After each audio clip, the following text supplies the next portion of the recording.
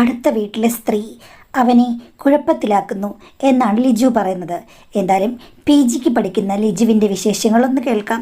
Madam, എൻ്റെ പേര് ലിജു, യഥാർത്ഥ പേരല്ല. ഞാൻ പി ജി ഫസ്റ്റ് ഇയർ ആണ്. എനിക്കൊരു ചേച്ചിയുണ്ട്, ഹൈദരാബാദിലാണ് വർക്ക് ചെയ്യുന്നത്, നേഴ്സാണ്.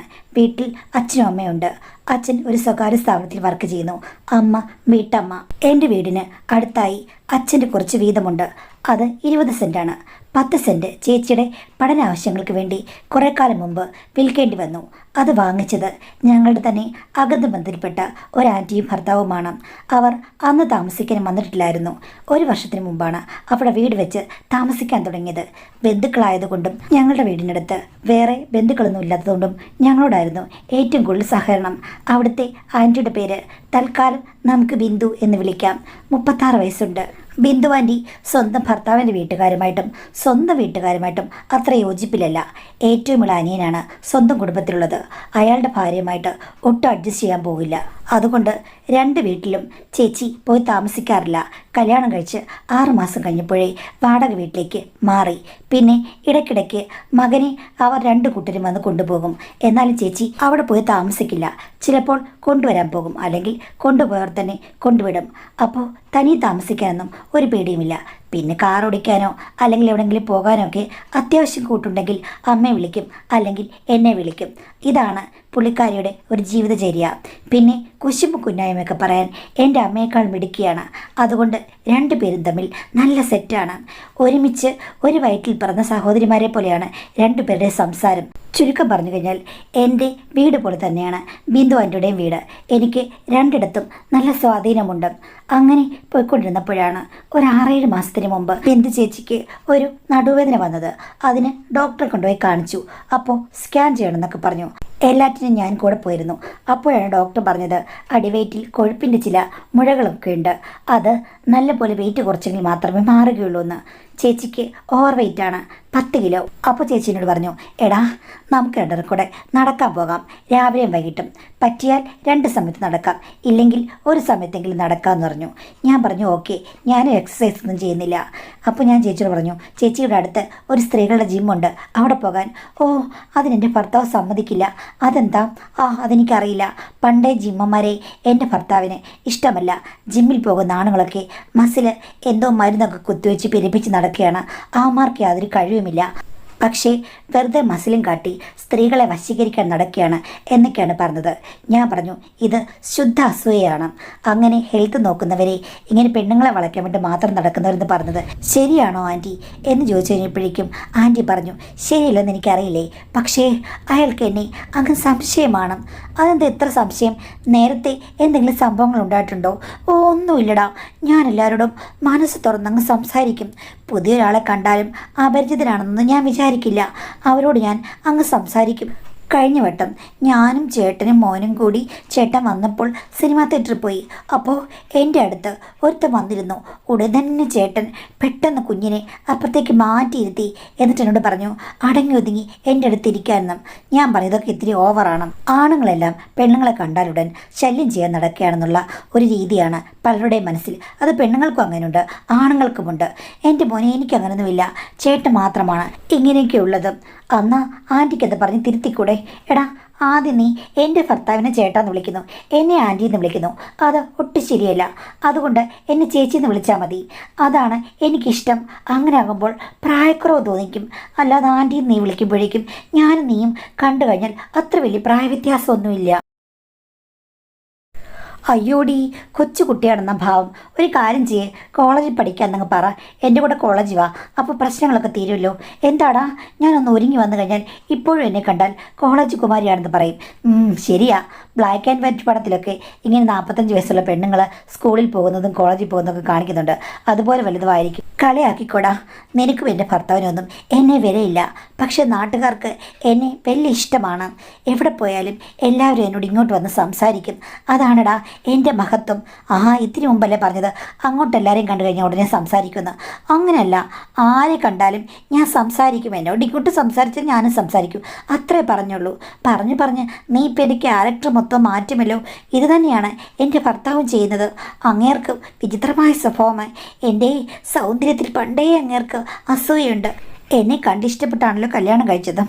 എന്നോട് അന്നേ പറഞ്ഞിട്ടുണ്ട്, ഏതെങ്കിലും രീതിയിൽ ഞാൻ എന്തെങ്കിലും തെറ്റ് ചെയ്തതെന്ന് അറിഞ്ഞു കഴിഞ്ഞാൽ അങ്ങനെ എന്നെ ശരിപ്പെടുത്തുമെന്ന്. അതുകൊണ്ടില്ലേ ഞാൻ നേർരേഖയിൽ എങ്ങനെ ജീവിച്ചു പോവുകയാണ്. അയ്യോ ആൻറ്റി, അല്ല ചേച്ചി ഇത്രയും പതിവ്രതയാണെന്ന് ഞാൻ അറിഞ്ഞില്ല. ചേച്ചിക്ക് ഒരു സർട്ടിഫിക്കറ്റ് എവിടെ നിന്ന് കിട്ടുമോ എന്ന് ഞാൻ നോക്കട്ടെ. എന്ത് സർട്ടിഫിക്കറ്റാടാ? അല്ല, ഭർത്താവിനെ മാത്രം നോക്കിയിരിക്കുന്ന ഭാരതത്തിലെ ഏക സ്ത്രീ എന്നുള്ള സർട്ടിഫിക്കറ്റ് ചേച്ചിക്ക് ഏതെങ്കിലും വഴി കിട്ടുമോ എന്ന് ഞാൻ നോക്കട്ടെ എന്ന് പറഞ്ഞു. എടാ, നീ എന്നെ വെറുതെ കളയാക്കിയാണ്. എൻ്റെ മഹത്വം ഒരു ദിവസം തിരിച്ചറിയുന്ന നാൾ വരുമെന്ന് പറഞ്ഞു. ഞാൻ പറഞ്ഞു വരട്ടെ, അന്നേരം ഞാൻ മഹത്വം മുഴുവനും കണ്ടോളാമെന്ന് പറഞ്ഞു. ഇങ്ങനെ ഞങ്ങൾക്കിടയിൽ തർക്കവും നടക്കാറുണ്ട്. നടുവേദനയായി കഴിഞ്ഞപ്പോഴേക്കും ഒരു ദിവസം ഡോക്ടർ പറഞ്ഞതനുസരിച്ച് മരുന്ന് കഴിച്ചിട്ടും വലിയ ഗുണമൊന്നും ഉണ്ടായില്ല. ഇനിയിപ്പം ആയുർവേദത്തിൽ പോയി ഒന്ന് തിരുമിച്ചാലോടാ എന്ന് ചോദിച്ചു. ഞാൻ പറഞ്ഞത് എന്താ, നമുക്ക് പോകാമല്ലോ എന്ന് പറഞ്ഞ് അടുത്തുള്ള ഒരു ആയുർവേദ ക്ലിനിക്കിൽ പോയി. അവിടെ അതീവ സുന്ദരനായ ഒരു ആയുർവേദ ഡോക്ടറാണുള്ളത്. ചേച്ചിക്ക് ഇക്ഷായങ്ങ് പിടിച്ചു. കൊള്ളാം, നല്ലൊരു ഡോക്ടർ. ഞാൻ പറഞ്ഞു കാണാൻ കൊള്ളാമെന്ന് വെച്ചിട്ട് ഇങ്ങേർക്ക് നല്ല രീതിയിൽ ജോലി ചെയ്യാൻ അറിയാമെന്ന് ആർക്കറിയാം? അതൊക്കെ നീ വെറുതെ പറഞ്ഞതാണ്. ഇദ്ദേഹം നല്ല പ്രഗത്ഭനാണ്. ഞാൻ പറഞ്ഞു പഠിച്ചിറങ്ങി കഴിഞ്ഞിട്ട് വളരെ കുറച്ച് വർഷങ്ങളായിട്ടുണ്ടെന്ന് തോന്നുന്നല്ലോ. നല്ല ചെറുപ്പമാണ്. കല്യാണം പോലും കഴിച്ചാണെന്ന് തോന്നുന്നില്ല. അതിന് നിനക്കെന്താ അറിവും പരിചയമൊക്കെ തന്നെ വന്നോളും. കണ്ടറിയില്ലേ നല്ലവനാണെന്ന്. ഇതൊക്കെ കേട്ടപ്പോൾ എനിക്ക് തോന്നി സൗന്ദര്യമുള്ളവർ ചെയ്യുന്നതെല്ലാം നല്ലതാണ്, സൗന്ദര്യമില്ലാത്തവർക്ക് കുഴപ്പമാണ്. എനിക്കിത് പറഞ്ഞ് തർക്കിക്കാൻ തൽക്കാലം നേരമില്ല. അവിടെ എന്തായാലും തിരുമും കിഴിയൊക്കെ ഉണ്ടായിരുന്നു. അത് 2 ആഴ്ച ചെയ്തപ്പോഴേക്കും ഏകദേശം ഓക്കെ ആയി. പക്ഷേ അപ്പോഴേക്കും ഡോക്ടറുമായിട്ട് ചേച്ചി വലിയ കൂട്ടായി. അങ്ങോട്ടും ഇങ്ങോട്ടും വിളിക്കുകയും ഞാൻ ചെല്ലുമ്പം ചേച്ചിക്ക് ടാറ്റൊക്കെ കൊടുക്കുകയും ചെയ്യും. കാറ് കയറി വരുമ്പോഴേക്കും ചേച്ചിക്ക് അതീവ സന്തോഷമാണ്. ഒരു ദിവസം അമിതമായി സന്തോഷിക്കുന്ന കണ്ടപ്പോൾ ഞാൻ ചോദിച്ചു, എന്താ ചേച്ചി, എന്തൊരു സിഗ്നൽ തകരാറ് പോലെ ഉണ്ടല്ലോ, അങ്ങനെ എന്തിനാണ് തിരുമ കഴിഞ്ഞിട്ട് വരുമ്പോഴേക്കും ചേച്ചിയെ കൈ കാണിക്കുന്നത്? അതും എനിക്ക് ഭയങ്കര ഇഷ്ടമാണ് പുള്ളി, അതുകൊണ്ട് ഞാനും നല്ല രീതിയിൽ സംസാരിക്കും. ഏത് തരം ഇഷ്ടമാണ് എന്ന് ചോദിച്ചപ്പോഴേക്കും എന്താണ് നീ എന്നെ ക്വസ്റ്റ്യൻ ചെയ്യുന്നത്? എൻ്റെ ഭർത്താവിനെ പോലെ നല്ലൊരു ഡോക്ടർ, ആ ഇഷ്ടം മാത്രമേ എനിക്കുള്ളൂ. പിന്നെ പുള്ളി ഭയങ്കരമായിട്ട് വന്ന് ടാറ്റ ഒക്കെ കാണിക്കുന്നത്, പേഷ്യൻസിന് എങ്ങനെ ഡോക്ടർ ടാറ്റ കാണിക്കും എല്ലാ ദിവസവും? ഞാൻ പിന്നെ കൂട്ടുകാരെ പോലെ അങ്ങ് സംസാരിച്ചപ്പോൾ പുള്ളി എന്നെ ഒരു ഫ്രണ്ടായിട്ട് കരുതുകയാണ്. എന്നോട് ഇന്നും പറഞ്ഞു എന്നെ ഒരു ഫ്രണ്ട് പോലെ കണ്ടാൽ മതിയെന്ന്. ഞാൻ പറഞ്ഞു ഇതിലെന്തൊക്കെയോ കുഴപ്പങ്ങളുണ്ട്, ഇത് കുറച്ച് ഓവറാണ്. എന്തായാലും ചേട്ടനോട് ഞാനൊന്ന് സൂചിപ്പിക്കട്ടെ, ഇങ്ങനെ പോയ ക്ലിനിക്കിലെ ഡോക്ടർമാരുടെ ഭയങ്കര കമ്പനിയാണെന്നും എൻ്റെ പൊന്നുമോനെ പറയലേ, അങ്ങനെ എന്നെ വെറുതെ സംശയിക്കും. ഞാൻ പറഞ്ഞത് ഫീമെയിൽ ഡോക്ടറാണ്, അവർ നന്നായിട്ട് തിരുമി എൻ്റെ എല്ലാ പ്രശ്നങ്ങളും മാറ്റിയതാണ്. അതെന്തിനാ അങ്ങനെ പറയാൻ പോയത്? അല്ലെങ്കിൽ എൻ്റെ ഭർത്താവ് സംശയിക്കും. എങ്കിൽ എരുതിയിൽ ഞാൻ എണ്ണ ഒഴിക്കും. ചേട്ടനെ വിളിച്ച് എല്ലാ കാര്യങ്ങളും പറയട്ടെ. അപ്പോൾ ചേച്ചി എന്നോട് എടാ നീ പറയല്ലേ, പുള്ളിക്ക് പക്ഷേ എന്നോടെന്തോ ഒരു റൊമാൻറ്റിക് അപ്രോച്ചാണ്. പിന്നെ ദിവസം എത്ര രോഗികളെ കൈകാര്യം ചെയ്യുന്ന ഡോക്ടർക്ക് ചേച്ചിയോട് അപ്രോച്ച്?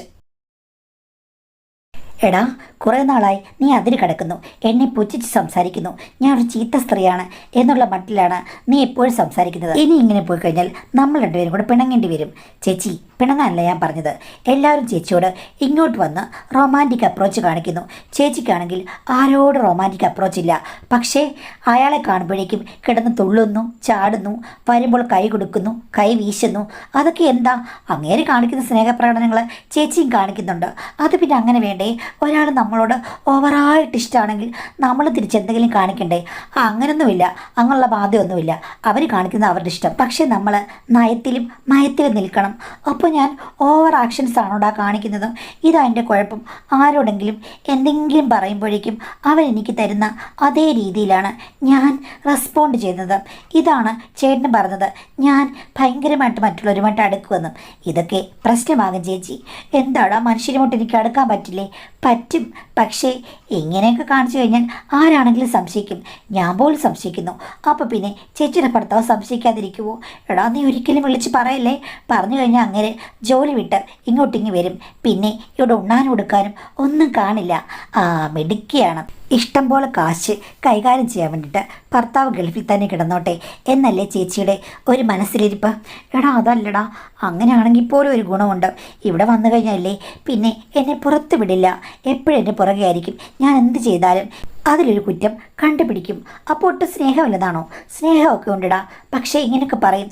ആരോടും സംസാരിക്കാൻ പാടില്ല. പിന്നെന്തിനാണ് എന്നെ അമ്മയൊക്കെ ഏൽപ്പിച്ചിട്ട് പോയത്? ഞാനും ഒരാണല്ലേ. അപ്പോൾ ചേച്ചി പറഞ്ഞു, ഓ നിന്നെ ചേട്ടൻ അറിയാമല്ലോ, നീ ഒരു നാണം കുടുങ്ങിയാണെന്നാണ് ചേട്ടൻ പറഞ്ഞത്. അപ്പോൾ ചേട്ടന് നിന്നെ സംശയമില്ല. നിന്റെ സ്ഥാനത്ത് നല്ല മസിലുള്ള ഏതെങ്കിലും പയ്യന്മാരായിരുന്നെങ്കിൽ ചേട്ടന് സംശയിച്ചേനെ. പക്ഷേ നിന്റെ കാര്യത്തിൽ ആ സംശയമില്ല. അപ്പോൾ ചേച്ചി പറഞ്ഞു വരുന്നത് എന്താണ്? ഞാനൊരു മണ്ണുണ്ണിയാണെന്നാണോ? ഏയ് അങ്ങനെയല്ല, പക്ഷേ ആണത്തം കുറവാണെന്നാ പുള്ളി പറഞ്ഞത്. അതുകൊണ്ട് പിന്നെ പുള്ളിക്ക് സംശയമില്ല. എനിക്കത് കേട്ടപ്പോൾ വല്ലാത്ത വിഷമമായി. അതെന്താ ചേച്ചി അങ്ങനെ പറഞ്ഞത്? ആണത്തം കുറവാണെന്ന് ചേച്ചിയുടെ ആരാ പറഞ്ഞത്? എടാ ഞാൻ പറഞ്ഞത് എൻ്റെ ഭർത്താവ് പറഞ്ഞ കാര്യമാണ്. ഞാനെങ്ങനെ അറിയണമാണ് നിനക്ക് കുറവാണോ കൂടുതലാണോന്നോ? അങ്ങേര് ഒരാണാണ്, നീ ഒരാണാണ്. അങ്ങേര് നിന്നെ നോക്കിയപ്പോൾ അങ്ങേര് കണ്ട അഭിപ്രായമാണ് അങ്ങേര് എന്നോട് പറഞ്ഞത്.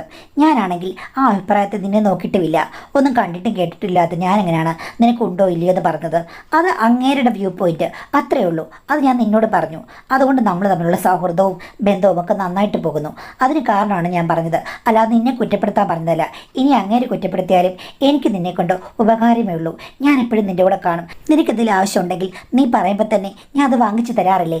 എൻ്റെ ഭർത്താവിനോട് ഞാൻ പറയാറുണ്ടോ അങ്ങയുടെ പൈസ എടുത്ത് വെച്ചിട്ട് നിനക്ക് ഞാൻ എന്തെല്ലാം കാര്യങ്ങൾ വാങ്ങിച്ചു തന്നിട്ടുണ്ട്? നീ ഒന്ന് ആലോചിച്ച് നോക്ക്. നിൻ്റെ വീട്ടിൽ പറഞ്ഞ ഉടനെ തന്നെ കിട്ടുമോ എന്ന് വെച്ചപ്പോൾ ഞാൻ പറഞ്ഞില്ല.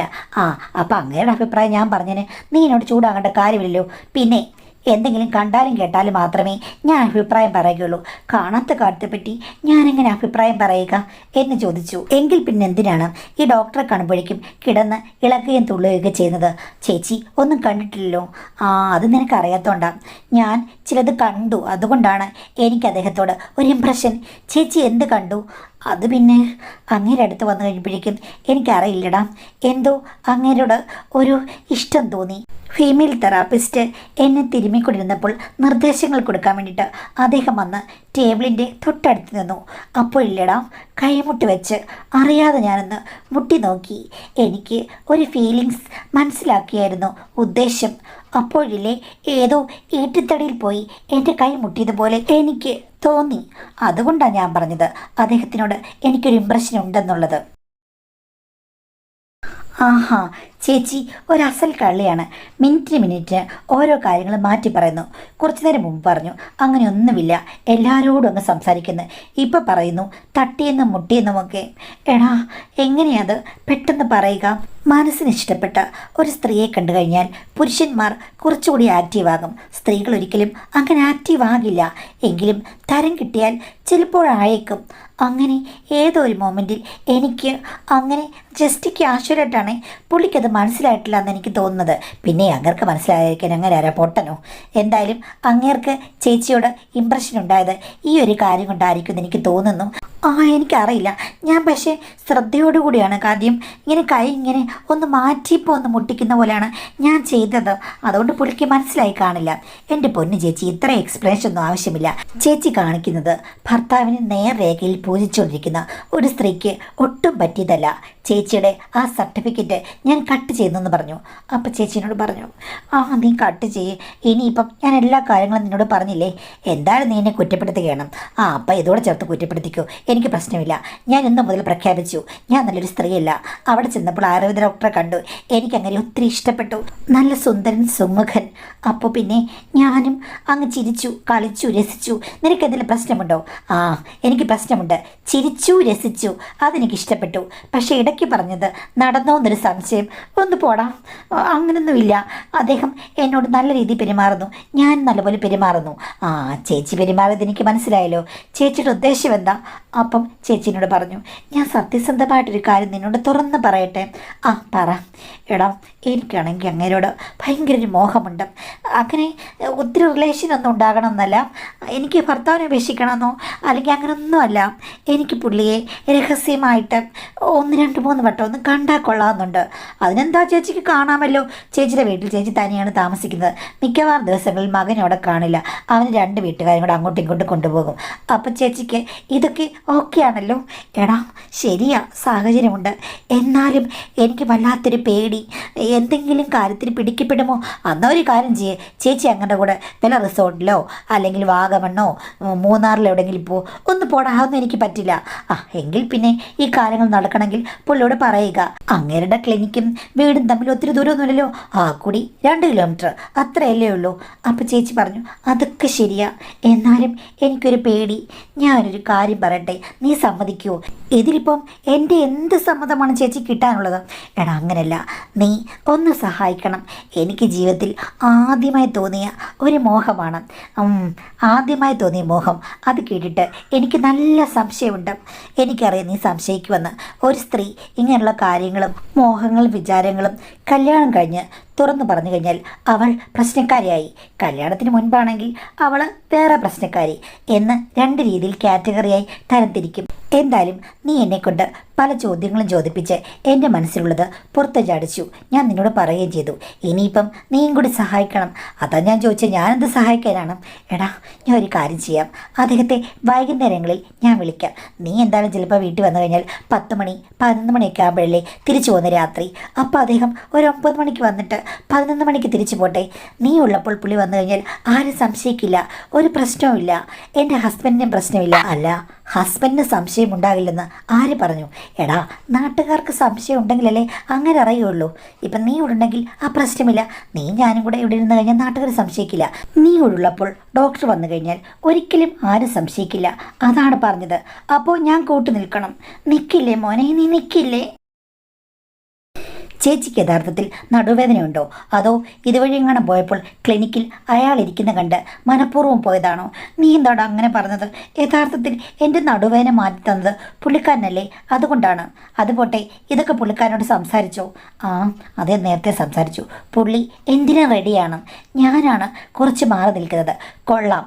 അപ്പോൾ എല്ലാ കാര്യങ്ങളും ഡെവലപ്പ് ചെയ്ത ശേഷം എന്നോട് പറഞ്ഞതാണ്, എന്നെ ഒന്ന് ചൂണ്ടിട്ടതാണ് കൊത്തുമെന്നറിയാൻ വേണ്ടിയിട്ടല്ലേ? നീ കൊത്തും, എനിക്കറിയാം. നീ അല്ലേടാ എൻ്റെ ചെല്ലക്കുട്ടി. എനിക്ക് വേറെ ആരാ ഉള്ളതും? ഒന്ന് റെഡിയാക്കി തമ്മോനെ, നീ ഒന്ന് വന്നിരുന്നാൽ മതി, ഒരു പ്രശ്നവുമില്ല എന്ന് പറഞ്ഞു. ഞാൻ പറഞ്ഞു അവസാനം ആരെങ്കിലും പറഞ്ഞ് എന്തിനും പ്രശ്നമായി കഴിഞ്ഞാൽ എനിക്ക് പ്രശ്നം ഉണ്ടാകില്ല. ആർക്ക് പ്രശ്നം ഉണ്ടാകില്ല? എല്ലാം നമ്മൾ 50-50 ഷെയർ ചെയ്യും. അതെന്തോ അങ്ങനെ? അല്ല, പ്രശ്നം വന്നാൽ നിനക്ക് ബാധി പ്രശ്നം, എനിക്ക് ബാധി പ്രശ്നം. തള്ളേ വെറുതെ ആവശ്യമില്ലാത്ത പ്രശ്നങ്ങൾ ഉണ്ടാക്കരുത്. അതല്ലടാ, പ്ലീസ് എന്നെ ഒന്ന് മനസ്സിലാക്കാം. നിനക്ക് ഭാവിയിൽ എന്തെങ്കിലും ഒരു ആവശ്യം വന്നു കഴിഞ്ഞാൽ ചേച്ചിയുടെ വീട് ഫ്രീ ആയിട്ടിരിക്കുകയാണ്, ധൈര്യമായിട്ട് വിളിച്ചോണ്ട് വന്നു, ഒരു പ്രശ്നമില്ല. ഇപ്പം ചേച്ചിയുടെ കൂടെ നിൽക്കും മോനെ. കാര്യം ഭർത്താവെന്ന് പറയുന്ന ആളെ കൊണ്ട് ഞാൻ ഒത്തിരി സഹിച്ചു. ഇനിയെങ്കിലും ചേച്ചിക്ക് ഒരു എൻ്റർടൈൻമെൻറ്റ് വേണ്ടേ? ഞാൻ പറഞ്ഞു ശരി, ഞാൻ കൂട്ടു നിൽക്കാം. ഇതൊക്കെ പുറത്തറിഞ്ഞുള്ള സ്ഥിതി ഉണ്ടല്ലോ, അറിയില്ലടാ പ്ലീസ് എന്ന് പറഞ്ഞപ്പോൾ ചേച്ചിക്ക് വേണ്ടി ഞാൻ അത് സമ്മതിച്ചു. അത് കഴിഞ്ഞ് 3-ാമത്തെ ദിവസം തന്നെ അദ്ദേഹം രാത്രി വന്നു. 8 മണിയായപ്പോൾ വന്നു. ചേച്ചി അണിഞ്ഞൊരുങ്ങി അദ്ദേഹത്തെ സൽക്കരിക്കുന്ന കണ്ടപ്പോൾ ശരിക്കും എനിക്ക് അസൂയാണ് വന്നത്. അത് കഴിഞ്ഞ ശേഷം മോനെ നീ TV കണ്ടുകൊണ്ട് എല്ലാം ഒന്ന് ശ്രദ്ധിക്കുമല്ലോ എന്ന് പറഞ്ഞിട്ട് 2 പേരും കൂടി അകത്തേക്ക് കയറിപ്പോയി. ആ സമയത്ത് എനിക്കെന്തോ ഇച്ഛാഭംഗമാണ് തോന്നിയത്. ഇത്തിരി കഴിഞ്ഞപ്പോഴേക്കും ഞാൻ വാതിലടുത്തേക്ക് ചെന്നു. അകത്തു നിന്നുമുള്ള പൊട്ടലും ചീറ്റലും ഒക്കെ കേട്ടപ്പോൾ എനിക്ക് എന്തോ വിഷമം പോലെ, മനസ്സിന് ഒരു ഭാരം പോലെ. ഞാൻ 5-6 മിനിറ്റ് അവിടെ നിന്നിട്ട് പിന്നെയും വന്ന് TV കാണാൻ തുടങ്ങി. എന്തോ എൻ്റെ മനസ്സിന് വല്ലാത്ത ഭാരമായിരുന്നു. ചേച്ചി പിന്നീട് 2-3 മണിക്കൂർ കഴിഞ്ഞപ്പോൾ അകത്തുനിന്ന് ഇറങ്ങി വന്നു. അദ്ദേഹവും വന്നു. എന്നോട് ടാറ്റ പറഞ്ഞിട്ട് പെട്ടെന്ന് പുള്ളിക്കാരൻ പോയി. ചേച്ചി എന്നോട് പറഞ്ഞു, എനിക്ക് ഒരാനയെ തിന്നാനുള്ള വിശപ്പുണ്ട് മോനെ, വല്ലാതെ ഞാൻ പരീക്ഷീണയായി എന്ന് പറഞ്ഞു. എന്നിട്ട് എൻ്റെ കൈ പിടിച്ച് കുലുക്കിയിട്ട് പറഞ്ഞു, സത്യം പറഞ്ഞാൽ എൻ്റെ ജീവിതത്തിൽ ഒത്തിരി പരീക്ഷണങ്ങൾ വേണമെന്ന് പണ്ട് ഞാൻ ആഗ്രഹിച്ചതാണ്. ഇപ്പോൾ നീ ഉള്ളത് കൊണ്ടാണ് ഇത് നടന്നത്. എനിക്ക് നിന്നോട് 100,000 നന്ദിയുണ്ട് എന്ന് പറഞ്ഞു. ഞാനൊന്നും മിണ്ടിയില്ല. ഇത് പിന്നീട് പതിവായി. പലപ്പോഴും അയാൾ വരുമ്പോൾ എന്നെ വിളിക്കും. ഞാനവിടെ ഒരു അതിഥിയായി, ഒരു കാവലാളായിട്ടിരിക്കും. അങ്ങനെ പോയി. അത് കഴിഞ്ഞപ്പോഴേക്കും ചേച്ചി ഒരു ദിവസം എന്നോട് പറഞ്ഞു, ഇനി ഞങ്ങൾ തമ്മിൽ കാണില്ലെന്ന്. എന്താണെന്ന് ചോദിച്ചു കഴിഞ്ഞപ്പോഴേക്കും അദ്ദേഹത്തിന് ഒരാലോചന വന്നിട്ടുണ്ട്, അതുകൊണ്ട് അദ്ദേഹത്തെ ഞാൻ വെറുതെ വിട്ടെന്ന് പറഞ്ഞു. ആഹാ, ഇത്ര പെട്ടെന്ന് പ്രാക്ടിക്കലായിട്ട് ഇതൊക്കെ പറ്റുമോ എന്ന് ചോദിച്ചപ്പോൾ ചേച്ചി പറഞ്ഞു, പറ്റും. ജീവിതം വലിയൊരു അഡ്ജസ്റ്റ്മെൻ്റാണ്. പുള്ളിക്കിനി ജോലിയായിട്ടുള്ള ദിനങ്ങളായിരിക്കും. കല്യാണം കഴിഞ്ഞു, ഹണിമൂണ്, അങ്ങനെ പോകും. പക്ഷേ ഞാൻ മാത്രം വലിയ ഒരു നിരാശയിലേക്ക് വീഴുമെന്ന് എനിക്ക് തോന്നുന്നു. അതെന്താ ചേച്ചി, ആക്റ്റീവായിരുന്നല്ലോ, അത് പെട്ടെന്ന് തന്നെ തീർന്നല്ലോ മോനെ എന്ന് പറഞ്ഞ് ചേച്ചിയുടെ മുഖം മ്ലാനമായി. എനിക്ക് ദേഷ്യം വന്നു. ഞാൻ പറഞ്ഞു, ഇത്രയും വിഷമിക്കേണ്ട കാര്യമില്ല, നാട്ടിൽ ഇഷ്ടം പോലെ ആണുങ്ങളുണ്ടല്ലോ എന്ന് പറഞ്ഞു. അത് കേട്ടപ്പോൾ ചേച്ചി എന്നെ രൂക്ഷമായി നോക്കി. ആഹാ, ഇപ്പോൾ ഇതെല്ലാം കഴിഞ്ഞപ്പോൾ നിനക്ക് എന്നോടുള്ള അഭിപ്രായം എങ്ങനെയാണോടാ? ഞാൻ ചോദിച്ചു, പിന്നെ എന്താ അഭിപ്രായമാ? നിങ്ങളെപ്പറ്റി ശീലാവതി എന്ന് പറയണോ? നിങ്ങൾ അതിന് മാത്രം നല്ലതാണോ എന്നൊക്കെ ചോദിച്ച് അന്ന് രാത്രി തർക്കം ഉണ്ടായി. ഞാൻ ഇറങ്ങി പോരുകയും ചെയ്തു. അത് കഴിഞ്ഞ് 3-4 ദിവസത്തേക്ക് ഞാൻ പോയതുമില്ല, മിണ്ടിയതുമില്ല. അങ്ങനെയായപ്പോൾ എന്നെ ഫോണിൽ വിളിച്ചു. നീ ഇങ്ങോട്ട് വന്നേ, എനിക്ക് ഇമ്പോർട്ടൻ്റായ ഒരു കാര്യം പറയാനുണ്ട്. ഞാൻ എന്ത് കാര്യമാണ്? വാടാ, ഞാൻ പറയാം. അങ്ങനെ ചെന്ന് കഴിഞ്ഞപ്പോൾ ചേച്ചി പറഞ്ഞു, ഞാൻ ഇന്നൊരു തീരുമാനമെടുത്തു. ഒത്തിരി ആലോചിച്ചിട്ടാണ് എടുത്തത്. എന്താണെന്ന് ചോദിച്ചപ്പോൾ പുള്ളിക്കാരി പറയുകയാണ്, അത് നീ പറഞ്ഞില്ലേ നാട്ടിൽ വേറെ ഒത്തിരി ആണുങ്ങളുണ്ടെന്ന്. അങ്ങനെയാണെങ്കിൽ ഞാൻ ഒരു തീരുമാനമെടുത്തു. ആദ്യത്തെ ആണിനെ ഞാൻ കണ്ടെത്തി. അയ്യോ, അതാരാ ആ പുതിയ ആൾ? നീ തന്നെ. അയ്യോ ചേച്ചി എന്തേ പറഞ്ഞത്? എടാ, നീയാണെന്നെ ഭയങ്കരമായിട്ട് കുറ്റപ്പെടുത്തുന്നത്. എന്നെ പേരുദോഷം വരുത്തി സംസാരിക്കുന്നതിൽ നമ്പർ 1 നീയാണ്. അപ്പോൾ നീ തന്നെയാണ് ഇതിൽ കൂട്ടുചേരാൻ ഏറ്റവും അർഹൻ. ഇങ്ങോട്ട് വാടാ എന്ന് പറഞ്ഞു. ഞാൻ നിരസിച്ചപ്പോൾ സ്നേഹത്തിൻ്റെ ഒരു ദ്വന്ദ്വയുദ്ധം തന്നെ അവിടെ നടന്നു. പക്ഷേ ചേച്ചി അതിൽ വിജയിച്ചു. കാര്യം ചെപ്പിലൊളിപ്പിച്ച് അത്ഭുതങ്ങൾ പിടിച്ചടക്കാൻ ചേച്ചി അതീവ മിടുക്കിയായിരുന്നു. അതുകൊണ്ട് എനിക്ക് എതിർത്ത് നിൽപ്പുകൾ ഫലപ്രദമായി വിനിയോഗിക്കാൻ കഴിഞ്ഞില്ല. അവർ അത്യാഹ്ലാദവതിയാണ്. അതുമാത്രമല്ല, വന്യമായ ആവേശങ്ങളും എന്തിനുമുള്ള മോഹവും ഒക്കെ ചേർന്ന് അവർ ഇതിൽ വല്ലാത്ത ഒരു തലത്തിൽ എത്തി നിൽക്കുന്ന സ്ത്രീയാണ്. സാധാരണ സ്ത്രീകളോട് ഒരിക്കലും ഉപയോഗിക്കാൻ പറ്റില്ല.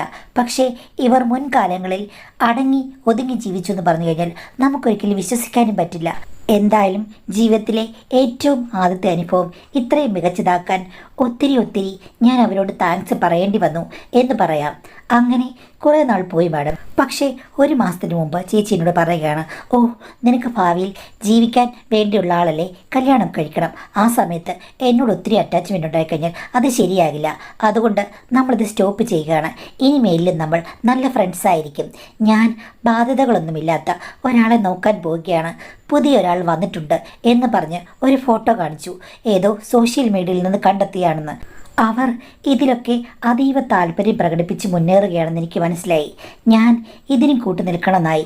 ഞാൻ പറഞ്ഞു, അങ്ങനെയാണെങ്കിൽ കൂടിയും എന്നെ ഒഴിവാക്കുന്നത് എന്തിനാ എന്ന് ചോദിച്ചു കഴിഞ്ഞപ്പോഴേക്കും ഞാൻ കല്യാണം കഴിക്കേണ്ടതല്ലേ, എന്നോട് അറ്റാച്ച്മെൻറ്റ് ഉണ്ടാകാതിരിക്കാനാണ് എന്നൊക്കെ പറയുകയാണ്. എനിക്കവരെ പിടികിട്ടുന്നില്ല. ഇപ്പോൾ പുതിയ ഒരു തലത്തിലേക്ക് കടന്നിട്ടുണ്ട്. അവിടെയും കൂട്ടിനായി എന്നെ വിളിച്ചിട്ടുണ്ട്. ഞാൻ പോകുന്നുമുണ്ട്. എങ്കിലും എൻ്റെ മനസ്സിന് സ്വസ്ഥതയുമില്ല. അവഗണിക്കപ്പെട്ട മനസ്സുമായി എൻ്റെ നെഞ്ച് നീറുകയാണ്. അവരെ എനിക്ക് പിടികിട്ടുന്നില്ല മാഡം എന്നാണ് പറഞ്ഞിട്ടുള്ളത്.